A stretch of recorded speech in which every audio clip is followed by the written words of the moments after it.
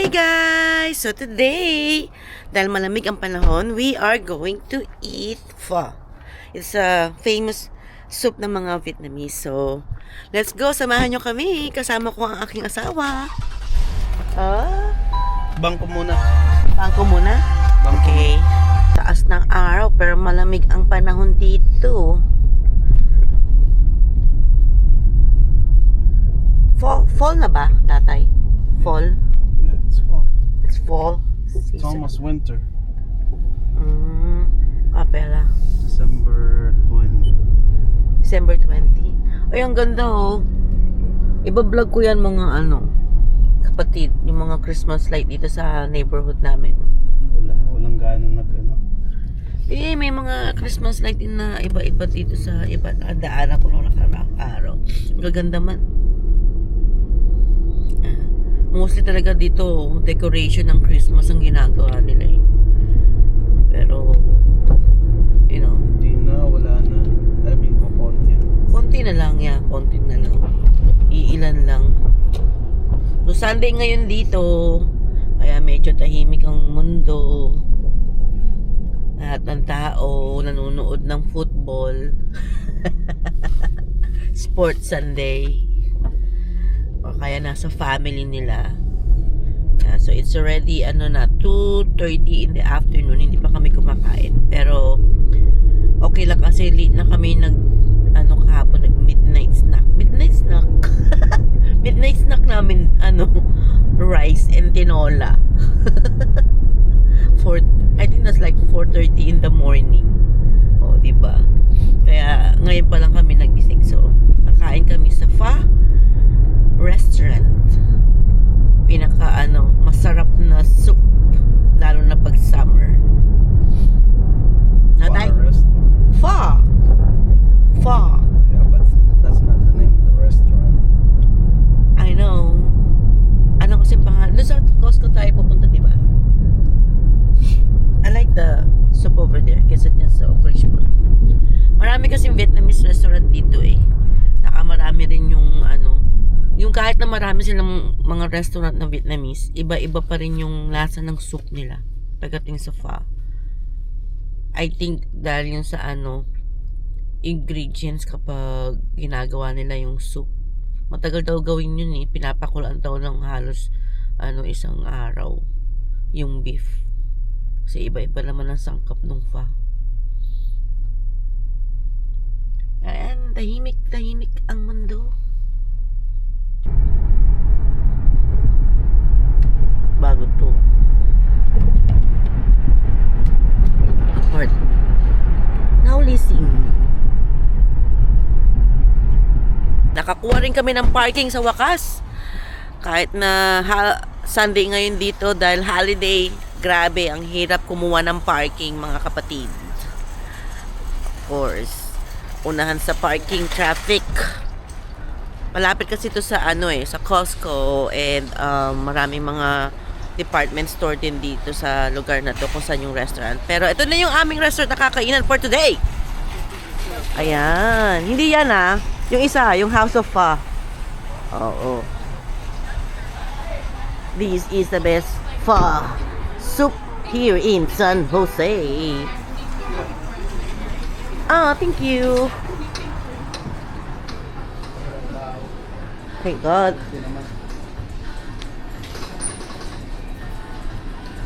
Can we sit there?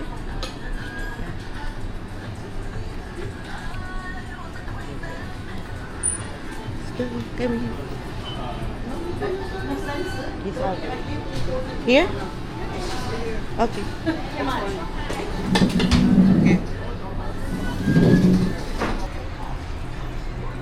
Sure eater. Yeah, So I usually get yung well done brisket pho. Yeah, just right here.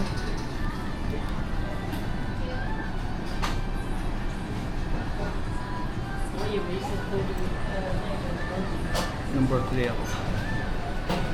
What number? 3. 3? Large. Oh my God, I can't see. Lalabo ang aking mata. Ganyan talaga pag tumatanda na. I think I'm gonna get the number 8, small. Small. Can I also order ano? Sige, bahala. It's your treat. O, diba, naka-golden warrior siya ng sweater. Ako naman, naka-Philippine sweater. Proud to be Filipino. Cellphone muna habang naghihintay ng order.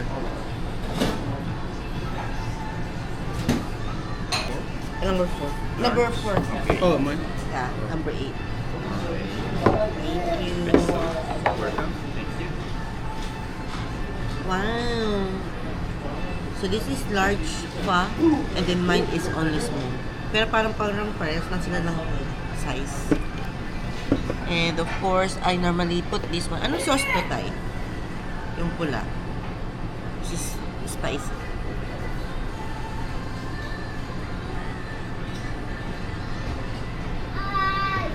And I also put this one. Hindi ko alam kung anong sauce to eh. And of course, a little bit mga penyo.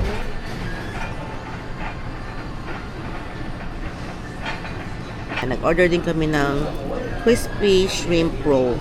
Sarap to, be. Ayan. Oh.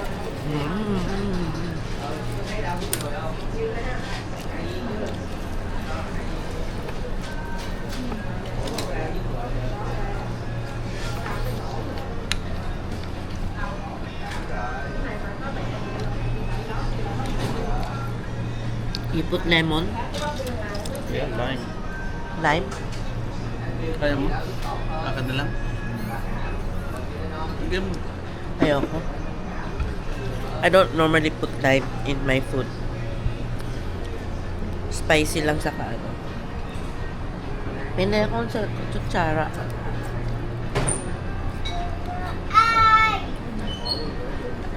Yan. Ito, bean sprout ba to? Bean sprouts. Bean sprout. Tapos ito is dahon din ng lime. I think that's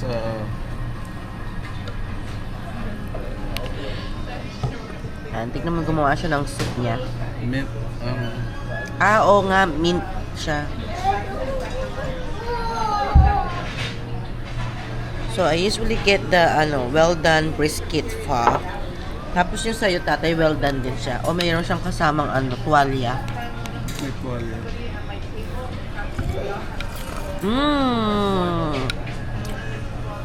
Good. Yan mo ng toge, masarap. Ayokong toge. Kain tayo! Kain muna kami.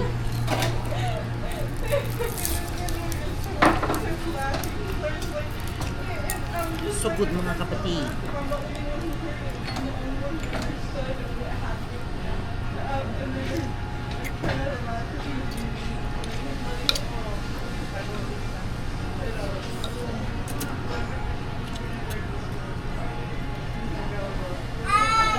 Sarap siya.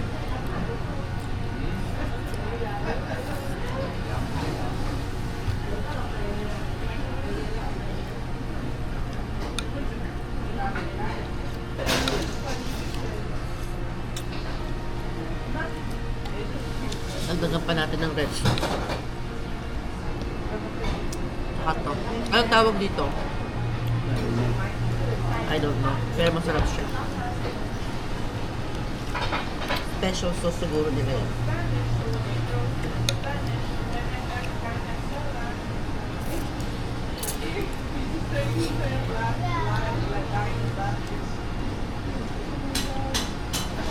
Yeah. Sa Pilipinas kaya meron ng ganito. Oo, ang dami na. Bakit parang wala akong nakita sa Pampanga? Meron. Nakikita ko lang Korean. Yung BGC ang dami, pero sa Pampanga meron na rin.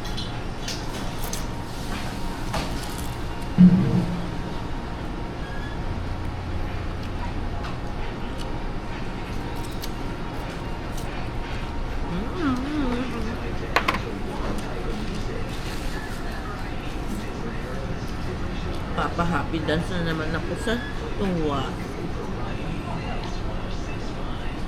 Thanks, Tay.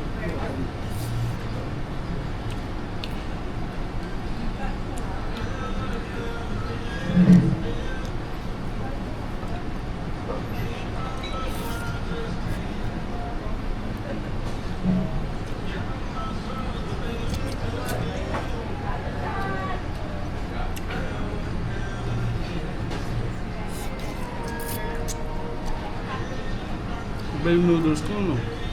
Yeah. Ang bigat.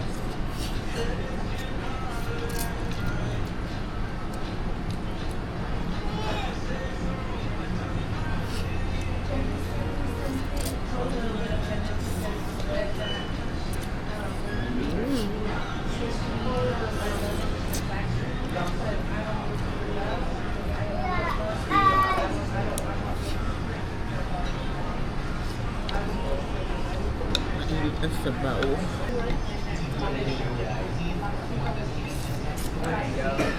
Anong bibili mo sa ano?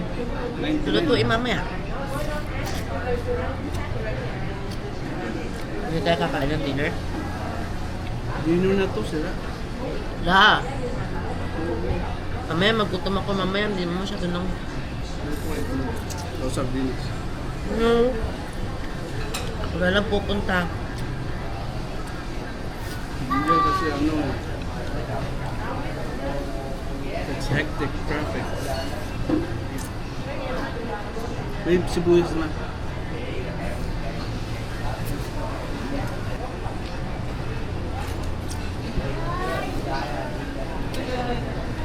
Yung ibang tao, inuuna mo na nila yung sabaw bago yung laman.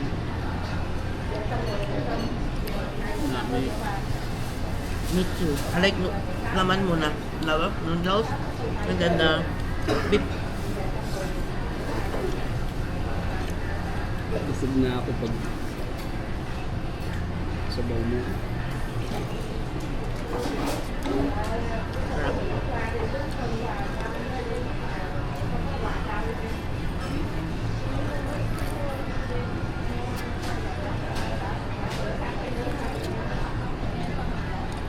Nam nam. Beef na beef.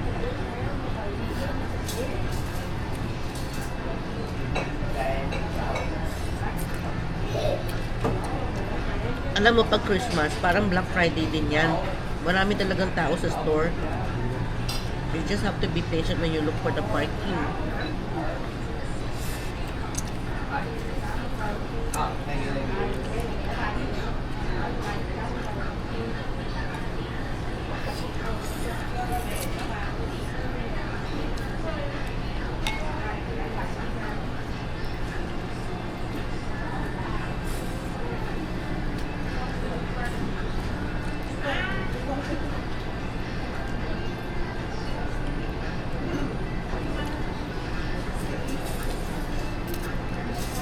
Magpapapilit ako. Magpapapilit yung mata ko sa sobrang init. Napapapilit yung mata ko. Wow! Ang bilis na sa'yo! Nagpa-postings ko. Kaya ako na. Konti-konti lang. Kainin mo yung laman, ah.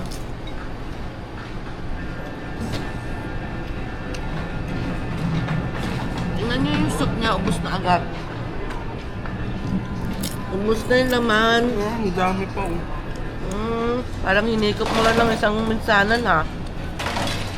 Tama. Tama na. Yung gusto mo. Niya ka. Ibig kong sabihin nun, masarap talaga siya. Besides sa pho, ramen din masarap. Bukas na lang dumaan sa store. Sardinas ka lang na. Wala ka. Paano sumilo?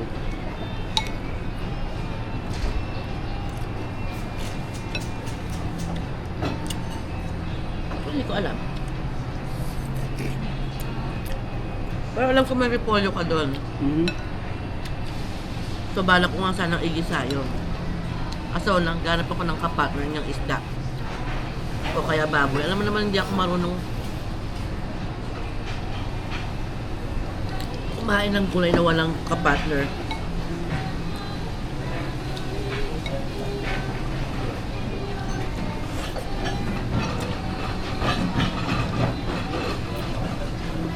Mang ganitong holiday, you have to go early. Shopping in the morning. We're not shopping, we're doing grocery. I mean grocery in the morning. Avoid all this type of hours. Well, I'm not an early person.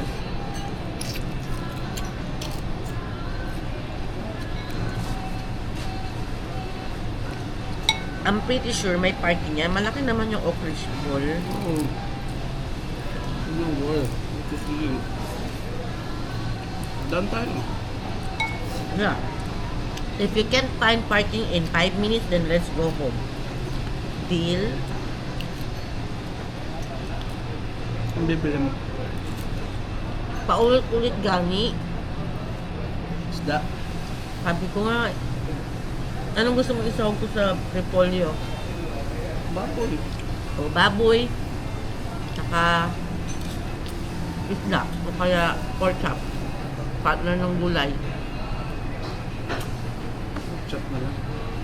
Bawal na lang. Isda. Dalagang bukid, 2 piraso.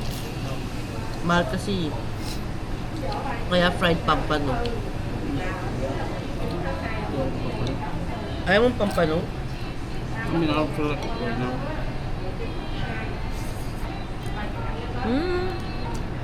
Tapos pag niluto, sarap.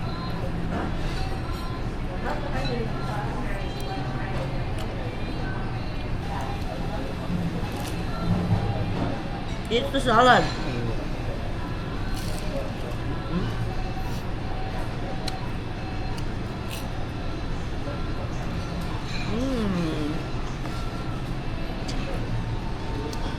Wala na ako masyadong noodles. Laman na lang.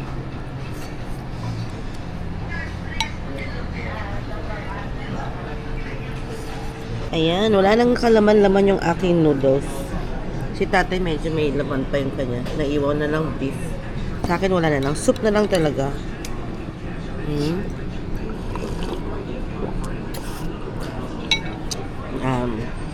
Magbabayad din si tatay ng bill namin. Kasi tinreat niya ako for today. So, ayan mga kapatid, tapos na ang ating pho date with my husband today. Pho date. Well, thank you guys for watching. Sana nagustuhan nyo ang aking vlog for today. Don't forget to like, subscribe, and also comment below. Yeah, malapit na ako mag 2,000. So, please help me. Don't forget to subscribe sa aking channel again. Thank you so much for watching, guys. Have a nice weekend. Bye-bye.